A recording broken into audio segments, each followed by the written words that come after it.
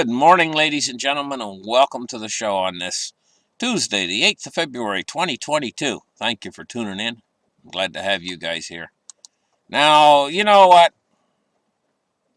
We got China over there, and they got their eye on Taiwan. They also have their eye on the South China Sea. They're building new aircraft carriers and everything else, right? Japan's making defensive preparations in case there is some sort of a Taiwanese invasion. We move over to Russia. Russia's troop buildups on the Ukraine border, and they've got their eye on Ukraine, especially if Ukraine tries to join up with NATO. We're on the brink. And you know, I'm going to tell you guys what, over there in Russia and in China, they're laughing at us, and they're clapping their hands, and they're rubbing their hands together, and they're drooling over our divisions over here. How we're divided. Look at Canada. How we're divided right now with this trucker thing going on, you know. First thing is, what's worked in the past to resolve these divisions? Negotiations, dialogue. This has worked in the past. This is what they do if there's some sort of a situation. Hostage-taking situation or whatever, they move negotiators in, police negotiators in, and negotiation works. It's something that works. We don't want to be divided against this threat from China and Russia, or we might find ourselves in World War III, and you really don't want that. All of our petty divisions over here would pale in comparison to a World War III scenario. So, if one person were to get seriously injured, hurt, or died in the situation that we have over here with these divisions, it would be one person too many. So, we need to resort to the things that have worked in the past, we found that have worked in the past, and try to resolve our situation so we can come together in a unified front against the Russians and the Chinese. And right now, this might seem like an impossible task, but it's something that we can do. And it requires negotiation. It requires dialogue, a lot of dialogue. And it requires one more thing, guys. Not punching below the belt on the other side. Show respect, some respect. Respect goes an awful long way, along with negotiation and dialogue. Because this is a serious situation. We don't want to find the world in a nuclear winter where everybody dies. We don't want to see that. And I mean, a unified front, the old saying, the best defense is a good offense, and the good offense comes from being unified. So anyway, let's hope for a peaceful resolution to the things that are going on right now in the world. And thank goodness the virus is in decline, because an awful lot of these problems are stemming from a virus that's been hanging around for years.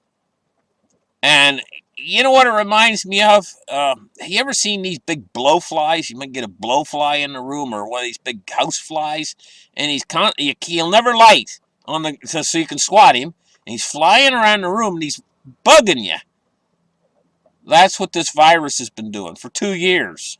And we've all have a little bit of extra anxiety considering what we've been through over these last couple of years. I mean, this has been rough. So we need to move forward together.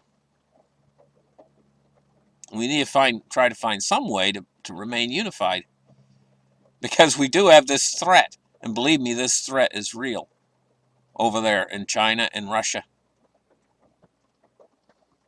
Anyway, let's move on and take a look at the markets today. Let's open up the charts right here and take a look. First thing we're taking a look at is the gold price at $18.25. It's up $5. And here's another thing, guys. The economic system that we've got so many problems. So many problems. Can we get through all of this? Well, I think we can get through a lot of it, but maybe we can't get through this economic problem because it's in the money itself and it can't be resolved. If they try to resolve it by stopping printing money and stopping creating new currency units, the system will implode upon itself. And if they try to keep it going, the money supply is going to continue to grow, and we're going to move toward hyperinflation. We're caught in multiple traps. We're caught in here. The whole world, all of us over here in the West, at least. I can't speak for the East, but over here in the West, we're in a mess. We're in a pickle. So, really, honestly, we got to pull together, not be divided. Because divided we fall, united we stand. I mean, it's just as simple as that. This is a mess. 18.26 for gold today. It's up $6, and that's good, but it might not be good because if gold and silver start to break free, that's going to increase the speed of the demise of the dollar. What a mess. 23.18 for the silver price today, and it's going up. It's up 18 cents. Let's take a look now at cryptocurrencies. 1971. Cryptocurrencies have popped up in price a little bit. 1970 right now. It did go over the 2,000 mark there last night. 2015, I think, was its high. We're looking at a Bitcoin price of 43,428. So cryptos have been doing good the last couple days. Let's take a look now at well, this is the S&P 500. Let me just go back here and take a look at the Dow. Where's our Dow? Here's our Dow. It's going up really nicely today. It's up 311 points, 35,402. Meanwhile, what's happening with bonds? Okay, so we're going to get into the bonds in just a minute. Let's take a look now at crude oil at 88.85. It's down $2.47 on the day so far, or 2.7%. Now we're going to take a look at the MOVE index, and we're up 87.44. MOVE index going along sideways now. This is your credit markets. Bonds and rates. Let's talk about these. This is what's going to mess everything up. This is a fly in the ointment. These bond yields are going to keep creeping up, and they're going to have treasury auctions. Let me see if we can take a look at this.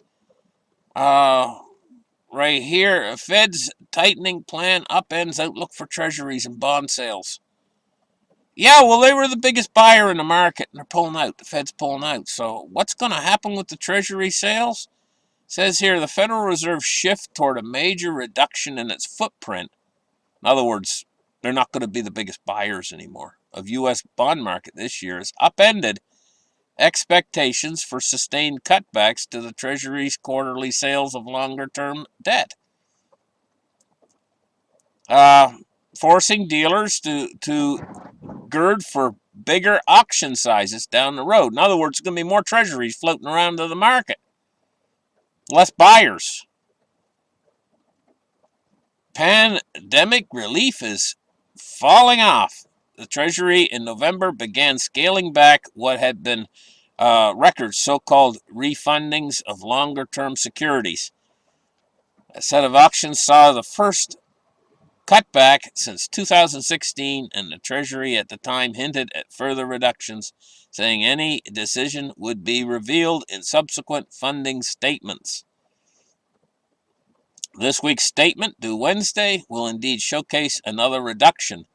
Dealers say that after that, the Treasury may stand pat,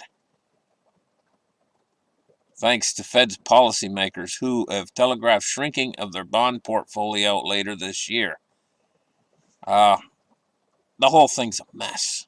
The Treasury markets could very well explode at any time. What we're looking at is nothing less than financial destruction of the West that's occurring due to the fact that it's a Ponzi scheme and it's coming to an end. Here's the problem I see is we have so many systemic problems out there right now. And what we're seeing with these rallies and so on, these protests and everything else, we're seeing a symptom of a much larger disease here in the West. And like I said, the Russians and Chinese are thinking exploitation of us because of these systemic problems that we have in our society that are very, very difficult to resolve. What are we going to do? Well, our best chance to survive all of this is, like I say, united we stand, divided we fall. And we also have, I'm going to call them belief systems over here in the West. Because it's what people believe to be true. And one man believes to be true might be entirely different from what his neighbor believes to be true. And these belief systems are causing divisions. I don't know what the exact solution is to all of this, other than to say we need dialogue and negotiations between and to come together but we're not coming together. How does it end? This is a scary time that we're living in right now, guys. And it's scary for all of us. And one of the things that is important is to play fair, no punching below the belt. And to try to treat each other with respect. That way we can start to see eye to eye on many of these issues so that we can make a unified stance against these many threats that we have in our society that are, well, making all of us fearful, to tell you the truth, because we see our world sort of disintegrating piece by piece, slowly, and not any one of us has the exact answer of how to put it back together again and to keep it from dissolving. You know, our world right now is almost like dropping